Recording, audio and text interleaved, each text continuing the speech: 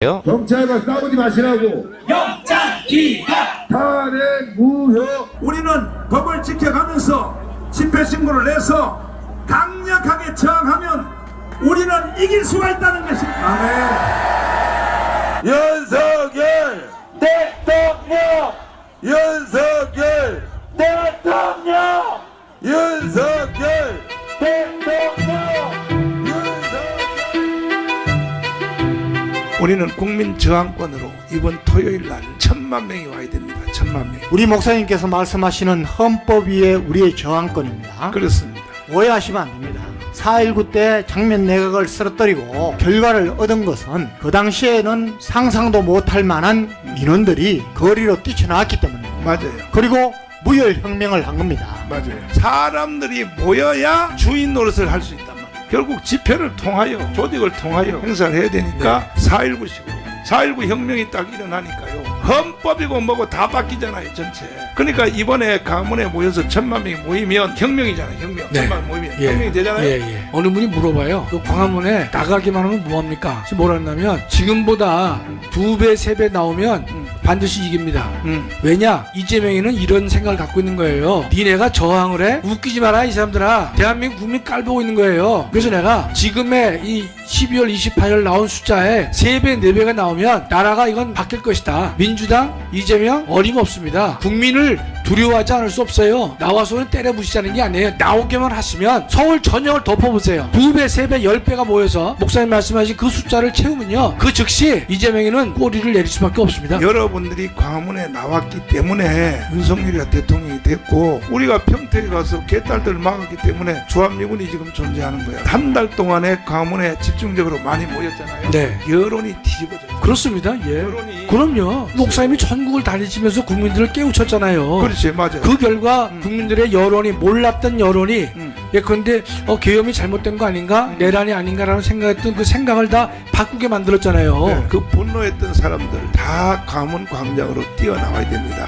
그것이 분신 자살하지 않고도 이길 수 있는 유일한 길입니다. 국민 저항권은요 4.19 같은 혁명과 같습니다. 집집마다 개인적으로 집에 앉아서 국민 저항권을 행사할 수는 없는 거죠. 결국은 이것을 증명할 수 있는 것은 뭐냐? 광장입니다. 광장. 광화문 광장으로 모여야 됩니다. 1,000만 명이 모여야 됩니다. 1,000만 명이 모이면 이거는 국민 저항권이 완성되는 것이고 4.19가 1,000만 명 모였나요? 그런데도 국민을 대표하여 국민 저항권을 밀어제끼니까 헌법도 다 바뀌고 해답이 딱 하나밖에 없어요. 토요일 날 광화문 혁명입니다. 혁명 4.19 혁명이에요. 토요일 날 1,000만 명만 모여만 주시면 헌법 위에 권위를 가지고 있다니까요. 헌법 위에 모여만 주면 돼요. 1,000만 명이 모여야 됩니다. 1,000만 명이 헌법 위에 권위를 가지고 윤석열 대통령님을 모시고 나와야 되기 때문에 토요일 날 1,000만 명이 모여야 됩니다. 한자리에 1,000만 명이 모이면 다 해결돼 버려요. 4.19 같은 국민혁명, 국민저항권을 우리가 발동하려고 하니까 광화문으로 1,000만 명 모이면 무조건 1,000만 명이 모여야 됩니다. 광화문 광장으로 모든 것이 다 해결돼요. 1,000만만 나오면은 뒤집어지는 겁니다. 1,000만 국민들이 쏟아져 나오면 대한민국에서 살 수 있을 것이고 만약에 안 나오면 이재명의 사기극에 놀아나서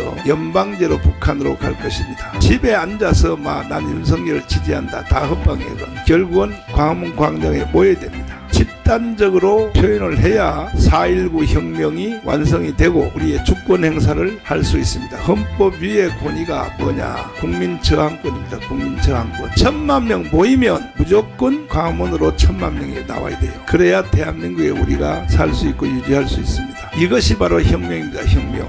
이것이 모든 주권은 국민에게 있다 하는 그것입니다. 나름대로 영향력이 있다는 전광훈 목사 같은 경우 서울구치소에 강제로 들어가서 모셔와야 된다. 법무부 차관. 네. 이거 내란 선전선동 아니에요? 네, 목사의 구체적인 발언의 맥락과 내용을 좀 살펴봐야 되겠습니다만 구치소로 강제로 들어가서 구치소로 강제로 들어간다는 건 무슨 뜻이에요? 서부 지법처럼 정상이 아닌 것 같습니다. 폭동을 일으켜서 들어가자는 얘기예요. 강제로 들어가라 그랬나요? 그리고 윤석열을 그러니까 뭐 모셔와야 모시고 나와야 된다. 된다 이런 말은 했는데 구출해야 된다 이런 얘기예요. 강제로 들어가라 그런 얘기 안 했잖아요. 이거는 왜 수사 안 합니까? 어떤 경우든지 간에 법치주의는 지켜야 된다고 생각을 합니다. 수사해야죠.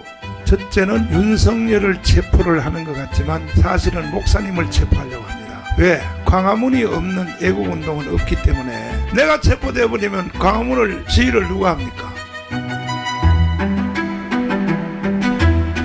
화면 잠깐 멈춰주세요. 윤석열 대통령의 국민 지지율이 상승하고 있습니다. 무분별한 폭력과 자유우파 분열은 안됩니다. 자유, 보수, 우파 분열을 조장하는 거짓 언론과 조작과 선동을 잘 분별하셔서 반드시 4.19 정신으로 1000만 혁명의 국민 저항권을 행사합시다.